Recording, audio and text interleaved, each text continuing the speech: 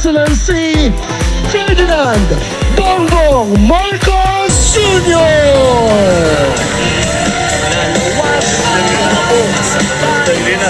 Na imbang Arabi, nawag kay Ilocos Norte. Nandito po tayo para nandito po ako para ipakita ang ating suporta para sa Team Marcos dito sa Ilocos Norte, dito sa Lawag. Dahil kagaya po ng mga nabanggit ng mga nakaraan na speaker, ay talagang meron tayong pagkakataon dito na talagang pagandahin ang probinsya. Kaya nandiyan po ang susunod na gobernador natin, si magiging governor, now vice governor, Cecil Marcos, at ang susunod natin na vice governor, ang ating dating gobernador, Governor Matty Manotoc. Kaya nagtataka nga ako tinatanong ko tinatanong ko sa mga kaibigan namin, bakit pang nagpapalit si Matt at saka si Vice Gov Cecil? Baka magalit sa akin pero konting marites. Mukhang mag-aasawa. Kasalanan na rin namin yan kasi nakilala namin yung girlfriend niya. Ang girlfriend niya napakabait, napakabuti, napakahusay. So lagi namin sinasabi, huwag mo nang pakakawalan yan. Meron pa kaming ganun. Kaya pagbigyan natin ang ating gobernador. Ngunit, nandiyan pa rin ang Team Marcos. At mahalaga na maalala natin kung bakit importante ang Team Marcos. Ang Team Marcos binuo po namin, kinuha po namin. Ito po, lahat ng nakaupo rito sa entablado, kilala po niyo silang lahat. Matagal na po silang nagseserbisyo sa probinsya. Matagal na silang nagseserbisyo sa lungsod ng Lawag. Kaya hindi na kailangan masyadong ikampanya dahil titignan na lang natin yung record nila. At pakinggan lang natin ang kanilang mga salita kung anong mga plano para pagandahin pa ang Ilocos Norte. At kaya naman, kailangan makapili tayo na nakikita natin na may karanasan, na handa ng magserbisyo publiko, na ibinigay ang kanilang buhay sa serbisyo publiko. Para naman maging maganda ang patakbo ng Ilocos Norte. Para naman lahat ng ating mga ginagawa ay makikita at mararamdaman ng taong bayan. Kaya naman po, isa pang bagay kung bakit napaka-importante na maihalal.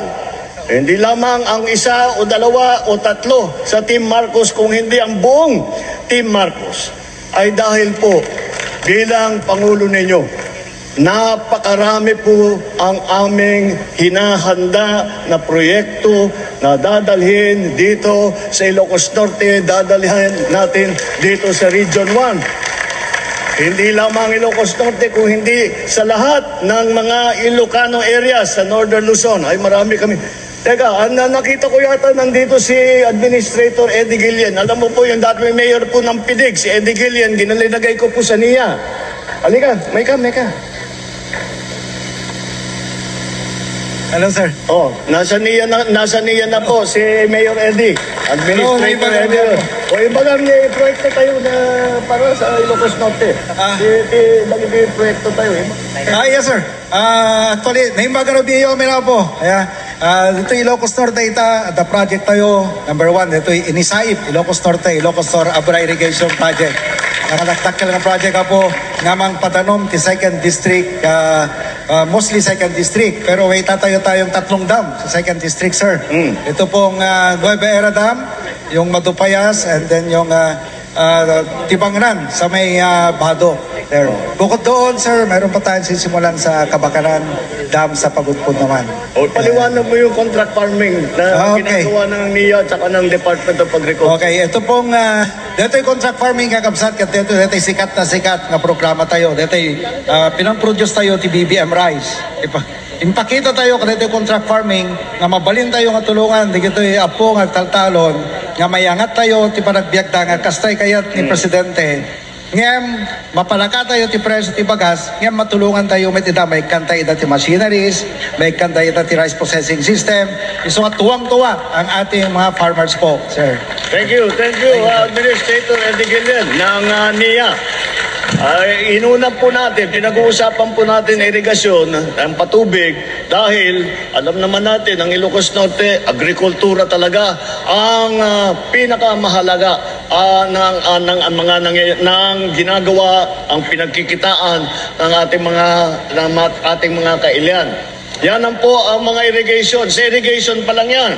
Marami po tayong ibang idadalhin dito. Meron po tayong pagagandahin natin yung sa healthcare system natin, sa ating pagpagamot, yung mga hospital, yung specialty hospital na dati ay hanggang Manila lang, ay magdadala po tayo dito sa atin. At marami pong mga investor na gustong pumasok ngayon sa Pilipinas dahil pinaganda po natin ang investment dito sa Pilipinas. Ay siyempre hanggat maaari ay dadalhin namin lahat yan dito sa Ilocos Norte para magkaroon tayo ng trabaho, para magkaroon tayo ng mas magandang kita, para mas maganda ang lawag, para mas maganda ang Ilocos Norte. Bakit ko binabanggit ang mga national program na dadalhin natin sa Ilocos Norte? Binabanggit ko ito dahil para maipaliwanag na mabuti na lahat po ng proyekto ng national government, kung hindi po maganda ang ugnayan ng national government at saka ng local government, napakahirap po. Ang kakayahan lang namin, yung may ibang ahensya namin hanggang region lamang. Yung ibang ahensya namin ng national government, yung iba hanggang probinsya lamang. Kaya't kailangan pa rin namin ang tulong ng ating mga local government. Ngayon, Presidente ninyo ay isang Ferdinand Marcos. Palagay ko, yung pinakamadaling lumapit kay President Ferdinand Marcos ay lahat po ng miyembro ng Team Marcos. Lahat po ng nakaupo rito. Sa palagay ko, dito lang sa Ilocos Norte pwede sabihin. Lahat po na nakaupo rito sa entabladong ito, kaya po kumuha ng telepono at tawagan ako. Ganon kalapit ang aming pagsasama, ganon kalapit ang aming pag-uugnay para pagandahin ang Ilocos Norte. Kaya po, dagdag sa pagpili sa pinakamagagaling, sa pinakamahusay, sa masanay at pinakamagandang performance sa serbisyo publiko, bukod pa rin po ay hindi lamang sila ang magiging kakampi ninyo. Ang magiging kakampi natin ay ang buong national government na pinangungunahan ng inyong Pangulo. Maraming salamat po. Ibotos tayo. Amin na Team Marcos. Diyos Tegnina. Kadagay amin na po. Once again, ladies and gentlemen, President Ferdinand Bongbong Marcos Jr. Sa rabuenta ni mananapo, tinapara na sepsipat, Team Marcos, led by our soon-to-be Governor Cecilia Araneta Marcos. For our Vice Governor, Matthew Marcos Manoto. And for our Congressman of District 1, Ferdinand Alexander Sandros Marcos. And for our board members, we have Hudson Chua, Saul Lasso, Franklin Respicio, Portia Salenda, and Marlon Sales.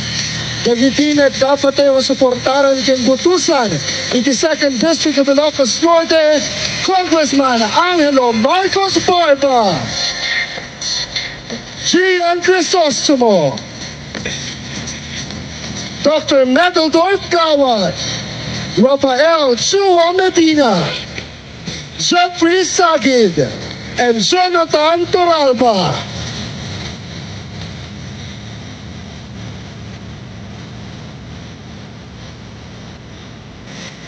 Ladies and gentlemen, Team Marcos, 1st and 2nd District of Ilocos Norte.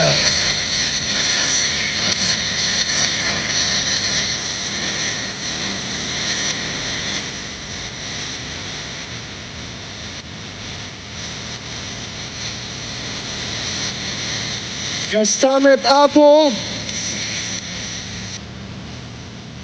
Nahintay, Iburay, isusuporta kinayat para sa ating Team Marcos of Lawag.